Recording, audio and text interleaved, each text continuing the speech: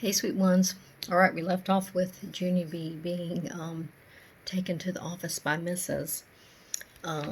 So here is chapter 8. Me and Principal. Me and Principal. The school office is a scary place. It has loud ringing phones and a typing lady who is a stranger, and a row of chairs where bad kids sit. Mrs. plopped me in a blue one. "Wait here," she said. "Yeah, only I'm not bad," I whispered to just myself. Then I put my sweater on my head so nobody would see me in the bad kid's chair. After that, I peeked down my long sweater sleeve and I saw Mrs. out of my handhole. She was knocking on Principal's door. All right, so here we are.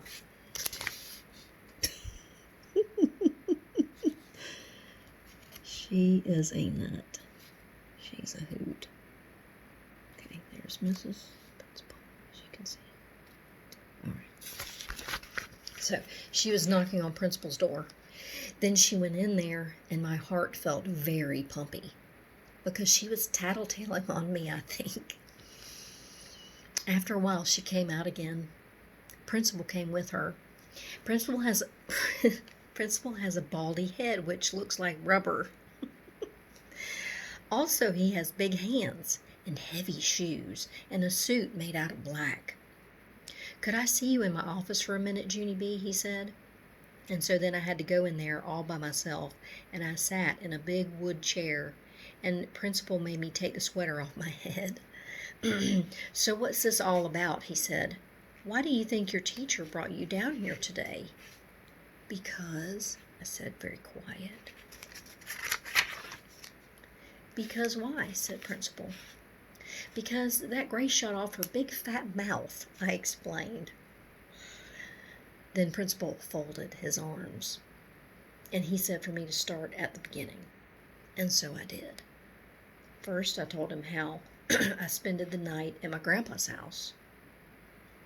"We had delicious waffles for breakfast," I said, "and I had 5 of them.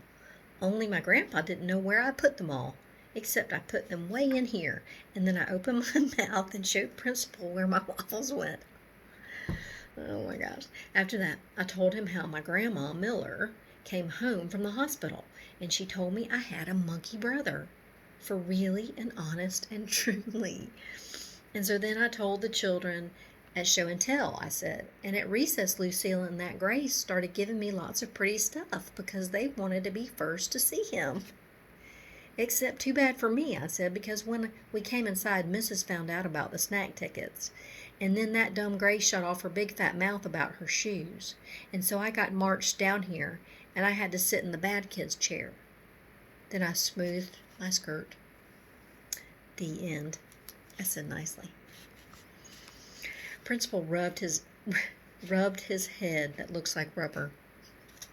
"Junie B, maybe we should go back to when your grandmother came home from the hospital," he said. "Can you remember exactly what she said about your brother being a monkey?" I scrunched my eyes real tight to remember. "Yes," I said, "Grandma Miller said he was the cutest little monkey she ever saw." Then Principal closed his eyes. He said kind of quiet. "Now I get it." After that, he smiled a little bit. "You see, Junie B, when your grandmother called your brother a little monkey, she didn't mean he was a real little monkey. She just meant he was, well, cute." "I know he's cute," I said. "That's because all monkeys are cute, except for I don't like the big kind that can kill you." Principal shook his head. "No, Junie B, that's not what I mean. I mean your brother isn't really a monkey at all. He's just a little baby boy." I made a frowny face. "No, he is not a little baby boy," I told him. "He's a real, alive baby monkey with black, hairy fur and long fingers and toes.